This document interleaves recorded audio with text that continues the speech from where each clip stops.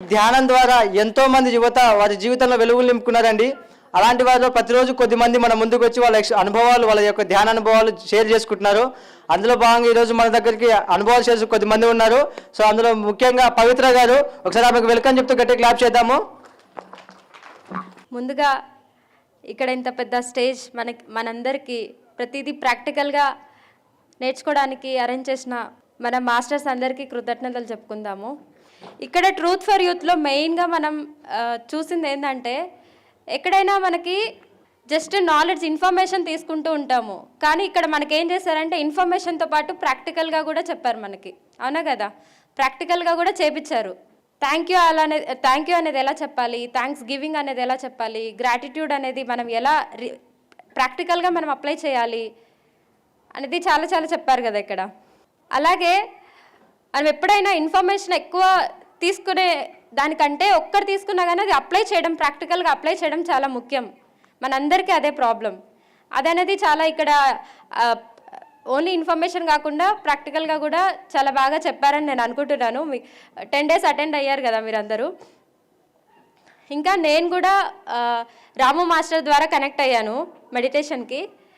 ఇంకా నా లైఫ్లో అయితే ప్రతి సిచ్యువేషన్లో అండి, నేను చెప్పడానికి కూడా ఏం లేదు, ప్రతి సిచ్యువేషన్లో ధ్యానం అనేది ప్రతి సిచ్యువేషన్ హెల్ప్ చేస్తూనే ఉంటుంది. కాకపోతే మనం ఏమైనా ప్రాబ్లమ్స్ వచ్చినప్పుడు దాన్ని ఫేస్ చేస్తూ మనం బయటికి రావాలి. దాన్ని ప్రాబ్లం వచ్చినప్పుడు ఎస్కేప్ అవ్వకుండా దాన్ని సొల్యూషన్ ఓరియంటెడ్గా ఆలోచించి సఫర్ అవ్వకుండా, ఎక్కువ సఫరింగ్ టైం అనేది తక్కువ అవుతే మనకి సొల్యూషన్ ఓరియంటెడ్గా తొందరగా వెళ్ళిపోతాము.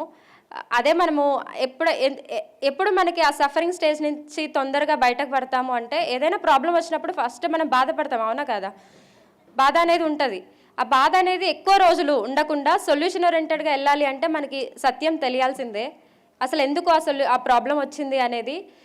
ఆ సత్యం అయితే ఎప్పుడైతే తెలుస్తుందో, ఓకే ఇది నాకు ఒకటి నేర్చుకోవడానికి వచ్చింది అని ఎప్పుడైతే తెలుస్తుందో, ఆ ప్రాబ్లమ్ని అంటి పట్టుకోకుండా మనము సొల్యూషన్ ఓరియంటెడ్గా ఆలోచించి మనం ఆ ప్రాబ్లమ్ని ఈజీగా దాటేస్తామన్నమాట. ఎందుకంటే మనకు సత్యం తెలుస్తుంది కాబట్టి. సో ఇలా ఎన్నెన్నో నా లైఫ్లో చిన్న చిన్న కష్టాలైనా కానీ చాలా ఈజీగా దాటుకుంటూ వచ్చాను. చాలా హ్యాపీగా ఉంది నా లైఫ్ అయితే. మీలాంటి ఎంతోమంది మాస్టర్స్ వల్ల చాలా గొప్ప పాఠాలు నేర్చుకున్నాను నేను. ఇంకా ఇక్కడ ప్రతిరోజు ప్రతి ఒక్కరి నుంచి నేర్చుకునేదే ఉంటుంది. Thank you masters, thank you. So తర్వాత మనకి తన యొక్క అనుభవం షేర్ చేసుకోవడానికి వెన్నెల గారు రెడీగా ఉన్నారు. సో ఆమెకు ఒకసారి గట్టి క్లాప్ చేస్తూ వెల్కమ్ చేద్దాము. అందరికీ నమస్కారం. నా పేరు వెన్నెల. ముందుగా బ్రహ్మశ్రీ పితామహ పత్రిజీ గారికి, అలాగే స్వర్ణమాల పత్రి మేడం గారికి నా హృదయపూర్వక నమస్కారాలు. అలాగే మన వసుదైక ఫౌండర్ నాగేంద్ర పేరం గారికి, అలాగే నాకు కడతల్ని పరిచయం చేసిన మా ఫ్రెండ్ గారికి, అందరికీ thank you so much. So నేను ఫస్ట్ గురుస్థాన్కి పరిచయం అయ్యాను అనమాట. నాకు ధ్యానం తెలిసింది అంటే నేను గురుస్థాన్కి వచ్చిన తర్వాత, అక్కడికి వచ్చిన తర్వాత బిఫోర్ మెడిటేషన్ ఎలా ఉండే అంటే, సీత ఒక గొంగలి పుడుగు ఎలా ఉంటుందో అలా ఉండేది నా జీవితం. తర్వాత ధ్యానం నేర్చుకున్న తర్వాత, గురుస్థాన్కి వచ్చిన తర్వాత ఒకటి గొంగలి పురుగు నుంచి ఒక సీతాకొక చిలుకగా నా జీవితం మారిందనమాట. అంత అద్భుతంగా నా లైఫ్ అనేది చేంజ్ అయ్యింది. సో అక్కడ ఉండే యాక్టివిటీస్ కానీ, గురుప్రసాదం కానీ, ధ్యానిభావ క్లాసెస్ కానీ, ధ్యాన వనిత, ఒక స్త్రీ ధ్యానం చేస్తే ఎలా ఉంటుంది, ప్రతి ఒక్కరి స్త్రీ ఎక్కడికి వెళ్ళినా ప్రాబ్లమ్స్ ఉంటూనే ఉంటాయి. ప్రతి ఒక్కరికి ఎక్కడికి వెళ్ళినా ఏదో ఒక ప్రాబ్లం ఫేస్ చేయాల్సి ఉంటుంది. సో ఆ సిచ్యువేషన్స్ని మనం ఎలా హ్యాండిల్ చేయాలి, ఎలా వాటిని బ్యాలెన్స్ చేసుకుని మనం ముందుకు వెళ్ళగలగాలి అనేది ధ్యాన వనిత ప్రోగ్రాంలో జూమ్ సెషన్స్ జరుగుతాయన్నమాట. ఎలా అన్నం తినాలి, ఎలా వడ్డించాలి, ఇలా 1 కాదు 2 కాదు ఎన్నో నేర్చుకోవచ్చు మనం. అమావాస్య ధ్యానాలని, పౌర్ణమి ధ్యానాలని. నేను గురుస్థాన్లో ఉండగానే నేను 41 days మౌన ధ్యానంలో ఉన్నానన్నమాట. ఎప్పుడైతే నేను మౌన ధ్యానంలో ఉన్నానో, కడతలకి బిఫోర్ నాకేం తెలీదు, అసలు మౌనం అంటే ఏంటో తెలీదు, అసలు మౌనం గురించి ఏంటో తెలీదు. నేను మౌనంలో ఉండిన తర్వాత నేను ఎందుకున్నానా మౌనంలో అనుకున్నాను. బట్ మౌనంలో నుంచి వచ్చిన తర్వాత తెలిసింది ఎంత అద్భుతంగా ఉందో, ఎంత అనుభవాలు ఉన్నాయో, ఎంత జ్ఞానం ఉందో. ప్రతి మినిట్ మైండ్ఫుల్ మెడిటేషన్ చేయడం, మనం ఏం చేస్తున్నా ప్రజెంట్లో ఉండడం, అవేర్నెస్లో ఉండడం. మనం ఎప్పుడు పాస్ట్ గురించి, ఫ్యూచర్ గురించి ఆలోచిస్తాము. అయ్యో నా జీవితం ఇలా అయిపోయిందే, నా లైఫ్లో వీళ్ళు వెళ్ళిపోయారే, వాళ్ళు వెళ్ళిపోయారే, ఇలా ఏంటి అని. లేదంటే ఫ్యూచర్, నాకు ఇల్లు కావాలి, బంగారం కావాలి, ఇలా రకరకాల కోరికలు ఉంటాయి కదా మనకి.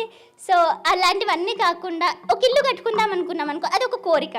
సో ఆ కోరికను మనం ప్రజెంట్లో ఉండి ఒక ఇటుక వేస్తేనే కదా ఇల్లు అవుతుంది. అలాగే మనం ప్రజెంట్లో ఉండి మనం చేయాల్సిన ప్రతి వర్క్ ప్రజెంట్లో ఉండి చేస్తే మన జీవితం ఎంతో ఆనందంగా, ఎంతో ఉల్లాసంగా, ఎంతో ఉత్సాహంగా ఉంటుందన్నమాట. మనకు బాధ అనేది ఉండదు, దుఃఖం అనేది ఉండదు. సో దుఃఖరహిత స్థితి అనేది మనకు వస్తుందన్నమాట. సో మీరందరూ మరి హ్యాపీగా ఉన్నారా?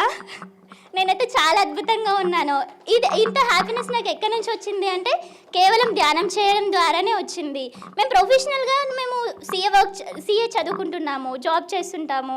మొన్న రీసెంట్గా ఆర్టికల్షిప్ చేశాను నేను 5-6 months. ఎలా అంటే మనం ధ్యానం చేస్తే ఏమర్థమవుతుందంటే మనం ఎవరి దగ్గరికి వెళ్ళాలి, ఎప్పుడు ఏ వర్క్ చేయాలి, మనం ఒకటి వచ్చిందనుకో మనం వెళ్ళబడతాం. ఎందుకు ఆ సిచ్యువేషన్ వచ్చింది, ఎందుకు వెళ్ళబడుతున్నాం, 1-2 అని ఎన్నో క్లారిటీస్ మన లైఫ్లో వస్తాయి అన్నమాట. సో అలాంటి క్లారిటీస్ రావాలంటే మనం ప్రతి ఒక్కరం డైలీ తప్పనిసరిగా ధ్యానం చేయాలి, స్వాధ్యాయం చేయాలి, పుస్తకాలు చదివి అందులో ఉన్న ఎంతో జ్ఞానాన్ని మనం పొందాలి, సజ్జన సంగత్యం చేయాలి. ప్రతి ఒక్కరం మనకు తెలిసిన వాళ్ళతో వాళ్ళు మాట్లాడకపోయినా ఒక బ్యూటిఫుల్ స్మైల్ అనేది ఇవ్వాలి, కృతజ్ఞత భావంతో ఉండాలి. So thank you so much.